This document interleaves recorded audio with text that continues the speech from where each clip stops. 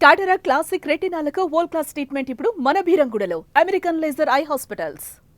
ఎంతమంది మెయిస్ట్రోస్ కలిస్తే ఇవాళ శివ సచ్ సెలబ్రేటెడ్ ఫిల్మ్ అనిపిస్తుంది. So why did Shiva in 2006 not click according to you? Because నాకు అది అర్థం అది శివ ఏం చేశాను అనేది ఇప్పుడు అర్థమైంది నాకు. ఓకే, ఒక 2-3 వారాల క్రితం, ఒక 2-3 నెలల క్రితం అనుకోండి. శివ అన్నప్పుడు శివ కాదు 2006 నేను అదే చెప్తాను. ఇప్పుడు శివ ఎలా తీశాను, బ్రేక్ ఎలా వచ్చింది వేరే కథ. శివ అంటే నేను ఇన్ఫ్లుయెన్స్ అయిన సినిమాలో scenes, dialogue, real life things, వాటి సమ్మేళనం ఇందా చెప్పాను కదా, పీసులుగా తీసుకుని పెట్టినారు సినిమా.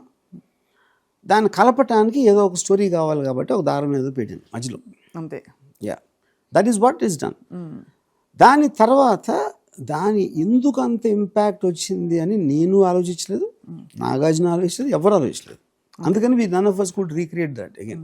అదే, so it was magic that happened. ఇప్పుడు నాకు నాగార్జున మళ్ళీ పోస్ట్ ప్రొడక్షన్ అదే రిలీజ్కి చేయమన్నాడు కాబట్టి ఇప్పుడు నేను వేరే మైండ్లో చూశాను. Now I understood exactly what I made అని.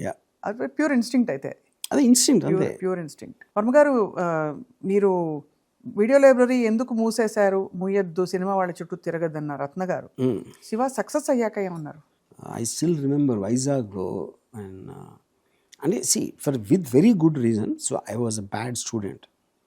ఇంజనీరింగ్ ఎగ్జామ్ కృష్ణాపురాలో నా salary 800 rupees and she was a top student. So obviously she realise she married a good for nothing bum. That's what she realise, which is true also. So దీనికి కాకుండా మళ్ళీ cinema పెచ్చ, అదొకటి మళ్ళీ. దానికి తోడు నైజీరియాలో నాకు వాళ్ళ ఫాదర్ ఉద్యోగం ఇప్పించి 800 నుంచి 4000 రూపీస్ శాలరీ ఇస్తా ఆఫర్. దాన్ని మళ్ళీ వదిలేసి వీడియో లైబ్రరీ పెడతానని చెప్పి వీడియో లైబ్రరీ సక్సెస్ అయిన తర్వాత మళ్ళీ సినిమా వాళ్ళు వెనకాల తిరుగుతా. Obviously I think I deserve to be. So అంత నెగటివ్ ఇంప్రెషన్ వేరే వాళ్ళందరూ ఎక్స్పీరియన్స్, తను చేసినట్టు వేరే వాళ్ళు ఎక్స్పీరియన్స్ అవ్వలేదు కదా. అవునవును. And she was completely right in that. In her place she was right. 100%, yeah. ఉంటుంది ఒక. So suddenly cinema blockbuster అయిపోయి రామ్ గోపాల్ లాంటి డైరెక్టర్ లీడ్ అని వచ్చేసరికి obviously she was. What was your liking to Chakri? JD Chakravarthi అనే ఒక యాక్టర్ అప్పటి నుంచి మీకు క్లోజ్ అయిపోయి మీరు వరుస పెట్టి ఆయనతో చాలా వర్క్ చేశారు. What is special about him, sir? I always liked him and he was very good in Shiva, and I thought he had the body language can be after humor roles ki, intense roles ki, villain. He was very versatile actor, which is also the reason I took him in Satya. So it's been a long journey అయితే అక్కడి నుంచి ఇప్పటిదాకా రామ్ గోపాల్ వర్మ గారు. Starting from మీ 800 రూపాయల ఉద్యోగం నుంచి ఇవాళ మీరు మోస్ట్ అక్లెయిమ్డ్ డైరెక్టర్గా. రీసెంట్గా ఆఫ్ కోర్స్ మీరు ఎన్ని రకాల you lived your life on your terms. Can you say that? Yeah, I definitely. Yeah, of course. So మరి I never ever did anything in my life which I didn't want to. Not a single thing because of force from external forces. It could be people or circumstances. Yeah. మీ జీవితంలో మీ కెరియర్లోనే అతిపెద్ద cinema అంటే అక్కడ చెప్తుందండి hard work, అది principles అంతే కదా. But నేను బయట చేసే యాక్షన్స్ అన్నీ కూడా హార్డ్ వర్క్ కాదు, అంతే కదా. అంటే మీకు ఎలా చేరుకోవాలో అది మీరు ఏ స్క్రిప్ట్ అయినా రాసుకోవచ్చు ఆ రోజుకి తగ్గట్టు, కానీ చేరుకోవాలి మాత్రం హవర్డ్ రాక్. చేరుకోవాలనేది హవర్డ్ రాక్. పైనుంచి మాత్రం ఎక్స్టర్నల్ గా పీటకిటి శ్రీకృష్ణుడు అనమాట. మేబీ మీ అమ్మగారు ఎప్పుడు అంటుంటారు దట్ మీరు you have that conviction inside you, but when you want to get your way you may go this way. ఇప్పుడు శ్రీకృష్ణుడు యుద్ధం చేసాడా లేకపోతే ఒకటి భగవద్గీత చెప్పారా యుద్ధంలో? I'm not very sure, I don't follow. So నేను ఎప్పుడు కూడా శివలాగా డైరెక్ట్గా ఎప్పుడు వెళ్ళదు, నేను వేరే వాళ్ళతో చేయించేవాడిని. But you have achieved. For example నేను ఇందాక వెంకట్, సురేంద్ర, నాగార్జున తోటి ఒకళ్ళు కాదు అంటే మిగతా ఇద్దరు సపోర్ట్ చేస్తారు అనే ఫీలింగ్ నేను కలిగించడానికి ట్రై చేశాను కదా. ఆ ఎలిమెంట్ నేను కాలేజ్లో నా దగ్గర ఒక 10 మంది ఉన్నారు నా గ్యాంగ్లో. ఆ 9 మంది ఒక్కొక్కరు నన్ను కొట్టగలుగుతాడు, కానీ అందరికన్నా నేను పవర్ఫుల్. ఎందుకంటే ఎవడన్నా నన్ను కొడితే మిగతా 9 మంది నన్ను సపోర్ట్ చేస్తారని భయం కల్పించారు వాళ్ళు. Full clarity. So the basic principle అదే, ఎక్కడ చేసినా ఎవరు చేసినా అదే. అంటే anybody who's kind of gets things done, he has to have that. So ఇప్పుడు మరి ఇన్ని సంవత్సరాల తర్వాత రామగారు మీ కెరియర్లోనే అతిపెద్ద సినిమా చేయబోతున్నాను, ద బెస్ట్, అండ్ అది ఆ అవేకనింగ్ ఎందుకు వచ్చింది? Were you irritated along the way? చాలా మంది వచ్చి దానికి మెయిన్ రీజన్ అంటే ఒక ఎక్స్ట్రాడినరీ ట్రూత్. నేను ఇప్పుడు బుద్ధుడికి ఎక్కడ జ్ఞానోదయం బుద్ధి చెట్టు కింద, మా చెట్టు కింద ఎందుకు వేయడం నాకు తెలీదు, I'm not sure about that. మనకి చెట్టు ఉంది ఇక్కడ. Yeah, okay. అది యాక్చువల్గా ఇప్పుడు అవలా, ఇప్పుడు చెట్టు రెలవెంట్ కాదు. రాత్రిపూట 5th వడగలో అయింది. యా, అదేమైందంటే సడన్లీ రియలైజ్డ్ ఐన్ ర్యాండ్ కొన్ని ఆబ్జెక్టివిస్ట్ ఫిలాసఫీ ఏదైతే ఉందో, నేను దాని గురించి మాట్లాడి దాని గురించి బుక్స్లో రాసి అన్ని యూట్యూబ్ వీడియోలు అన్నీ కూడా నాకు క్రియేట్ చేస్తూ ఉండే. రామ్ గోపాల్ వర్మ పరిచయం చేశాడు ఐన్ ర్యాండ్ అని. ఆబ్జెక్టివిస్ట్ ఫిలాసఫీ అనేది నేను లైఫ్లో ఎప్పుడు ఫాలో అవ్వలేదని జ్ఞానోదయం అయింది ఇప్పుడు 5వ వడకలో, జస్ట్ హార్డ్లీ మంత్స్ బిఫోర్. అంతే కదా. అదేంటి, ఆబ్జెక్టివ్స్ ఫిలాసఫీకి ఉన్న ఫండమెంటల్ ప్రిన్సిపల్ ఏంటంటే, మీకు ఒక కాన్షియస్నెస్ వచ్చాక మీరు లైఫ్లో చాలా ఒక డెసిషన్ తీసుకోవాలి. నేను ఇక్కడికి రీచ్ అవ్వాలి, అది నేను సాధించాలి.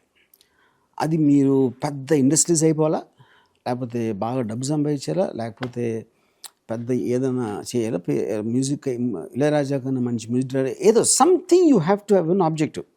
ఆ రోజు నుంచి every word, every action, every thought has to be గేడ్ ఫర్ దట్.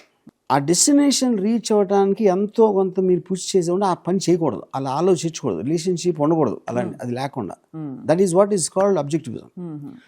అది నేను ఎప్పుడు ఫాలో అవ్వలేదు అన్నది ఇప్పుడు తెలుసుకున్నాను. 5th వాడకాలు అది కూడా. Then I realise after that I first time took a decision of an objective. ఏంటా డెసిషను?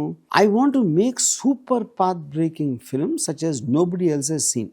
అది బ్లాక్ బస్టర్లు అవుతాయి నేను అంటలా, మొత్తం ప్రాపర్ నేను ఫీల్ అవ్వాలి. అసలు ఇలాంటి సినిమా, ఇలాంటి సబ్జెక్ట్ మ్యాటర్ కానీ ఇలాంటిది ఉండకూడదు అని ఒక అది నేను ఫీల్ అయ్యి, I want to use my every minute, every thought, every action gear towards that. దాంట్లోంచి సిండికేట్, దాంట్లోంచి సర్కార్ 4, దాంట్లోంచి what ever I'm doing, all of them I want it to be bench mark. That decision I took for the first time. అసలు చాలామంది film makers కావచ్చు, అందరూ wait చేస్తున్నారు. Shiva cult followers అందరూ కూడా ఆర్జీవి గారి స్కూల్ నుంచి మళ్ళీ ఇలాంటి పెద్ద సినిమాలు రావాలని చెప్పి. ఎక్కడో అలాంగ్ ద రోడ్ ఆ టెక్నాలజీతో మీరు మెస్మరైజ్ అయిన తరుణంలో సెల్ ఫోన్లో కూడా లేదు 5D కెమెరాలో తీసేసి అది పాయింట్ కాదు. సెల్ ఫోన్తో కూడా సిండికేట్ తీయచ్చు. It is nothing to the cell phone, nothing to technology. So what is bigness in you according? Bigness is in the idea. ఇప్పుడు for example, syndicate basic line is what if the whole country's law and order collapses in just one single day. Idea, it's a big idea. అది మీరు దాన్ని అలాంటి ఐడియాని మీరు స్క్రిప్ట్గా చేసి దాన్ని ఎలా కన్విన్సింగ్గా చూపెట్టగలుగుతారు, దాని రిజల్యూషన్ ఎలా చూపెట్టగలుగుతారు అనేది ప్రాజెక్ట్, మొత్తం ఫిల్మ్ అది. ఈ ఫిల్మ్ని మీరు సెల్ ఫోన్లో తీసిన మోస్ట్ ఎక్స్పెన్సివ్ కెమెరా ఏమీ డిఫరెన్స్ ఉండదు. మీకు ఫిల్మ్లో పోయేది టెక్నాలజీ ఎప్పుడు కాదు, కంటెంట్ ఆఫ్ ద ఫిల్మ్. అప్పుడు ఇంత పెద్ద స్కీమ్లో నేను ఆలోచించగలిగినప్పుడు why would I make all these films వేరే నేను చేసినవి. అది అప్పుడేంటి, ఆబ్జెక్టివ్ నేను డిఫైన్ చేయలేనందుకు జరిగింది అది చెప్పేది. సో ఇప్పుడు మీకు కొత్త జ్ఞానోదయంతో, కొత్త వైబ్తో బయలుదేరుతున్నది చూద్దాం. అంటే ఇప్పుడు అది ఒక లైన్ ఉంది కదా, proof of the pudding is in the eating. మీకు ఇంటెన్షన్ ఉండటానికి డెస్టినేషన్ రీచ్ అవడానికి తేడా ఉంటుంది. అది రీచ్ అవుతున్నా లేదా ఓన్లీ టైం వెళ్తారు.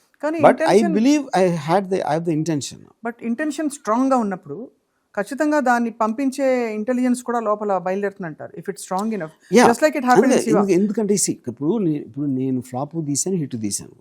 హిట్ తీసిన ఫ్లాప్ ఎందుకు తీసాను అంటే, హిట్ యాక్సిడెంటా ఫ్లాప్ ఏంటని చాలాసార్లు ఏం చెప్తాను, హిట్ సినిమా అనేది యాక్సిడెంట్, ఫ్లాప్ సినిమా ఇంటెన్షన్.